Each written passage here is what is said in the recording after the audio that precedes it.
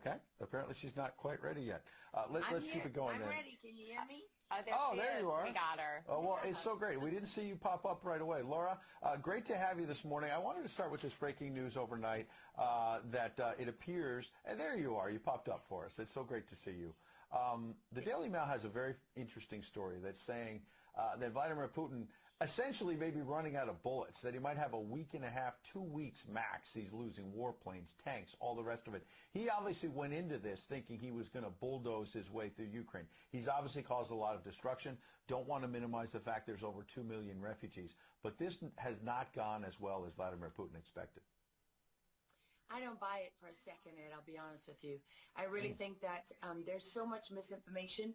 We've never really seen anything like it. I mean, I've been covering wars now for 35 years, and I have never seen people with their nails done in the Ukrainian flag, right?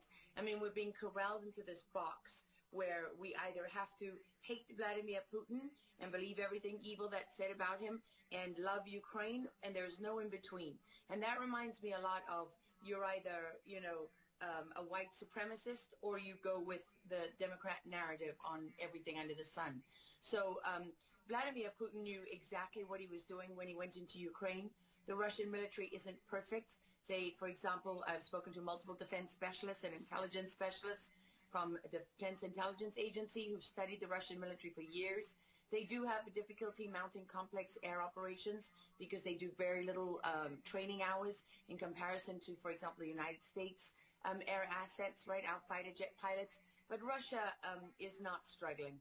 What Russia has done from the very beginning has been very strategic. They didn't go straight to Kiev.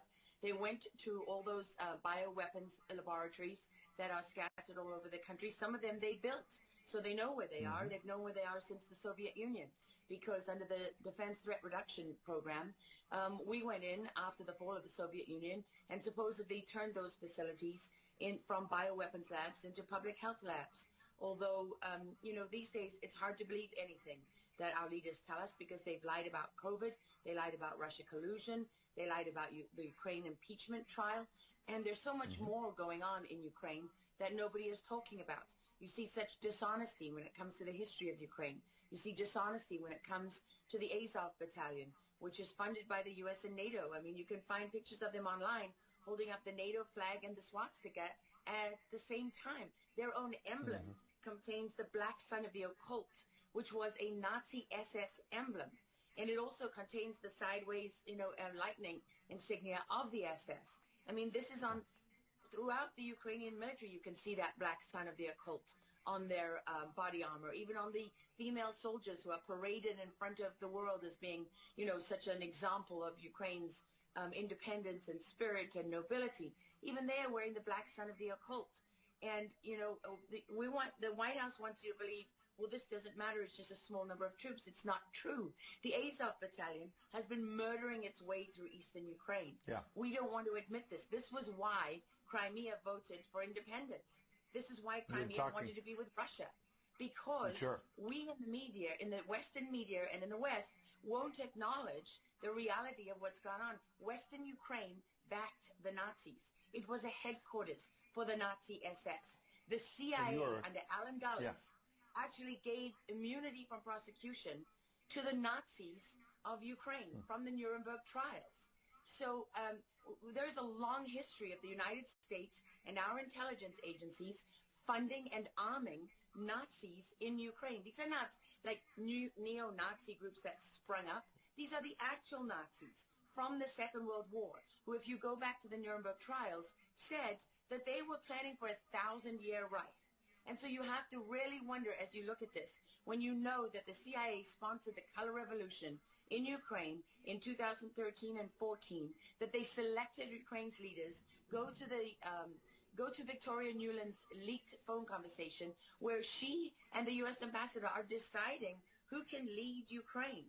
I mean, there's as much interference here as you could possibly imagine before you even get to Hunter Biden, Nancy Pelosi, John Kerry, and Mitt Romney, and all of their children who are employed, who earn millions from Ukrainian You are gas pointing, companies. yeah, you are pointing, pardon me, to a real credibility crisis for our leaders. I want to let Karen Turk jump in. Yeah, I wanted to bring up the fact that President Zelensky is Jewish, and I don't know exactly how this factors in, but there's some very interesting points in what you're saying. And looking at this, you could think it's political theatrics. You made a very good point at the beginning that you think that Putin is in control. And I actually want to play something that Jen Psaki said, because it seems that the White House is actually echoing that sentiment. Watch this.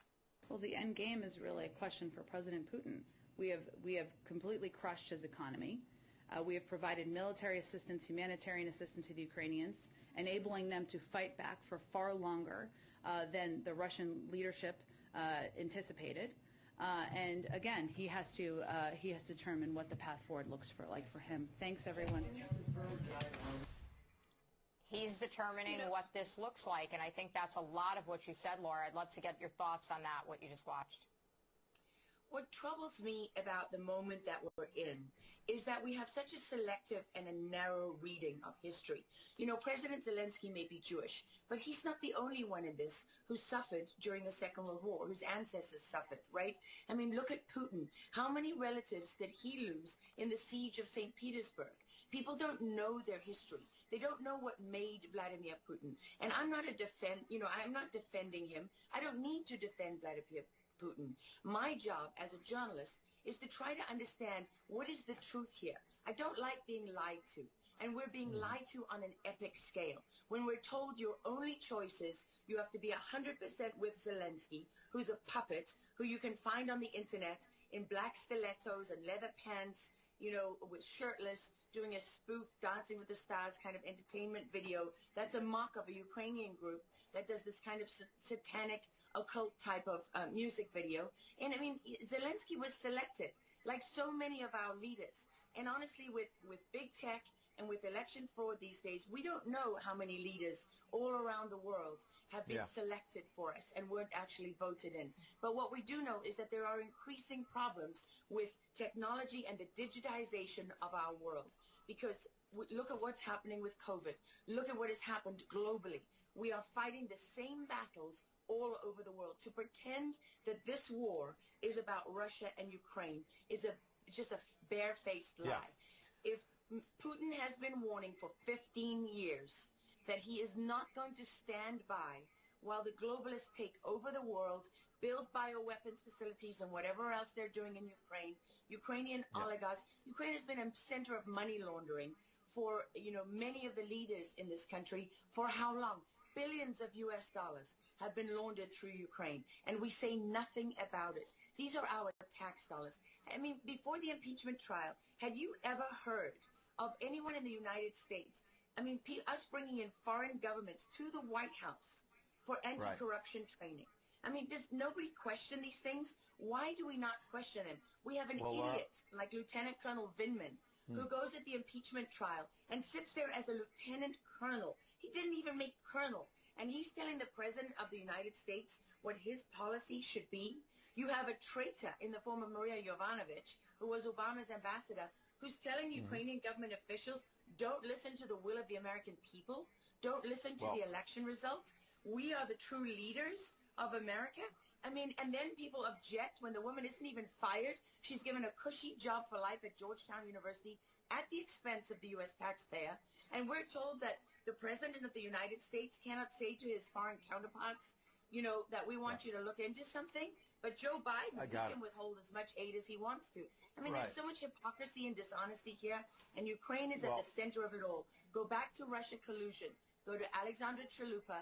Go to Eric Karamella, the whistleblower who went to work for Adam Schiff, who wasn't really a whistleblower, and all those corrupt people in the deep state. And you know what?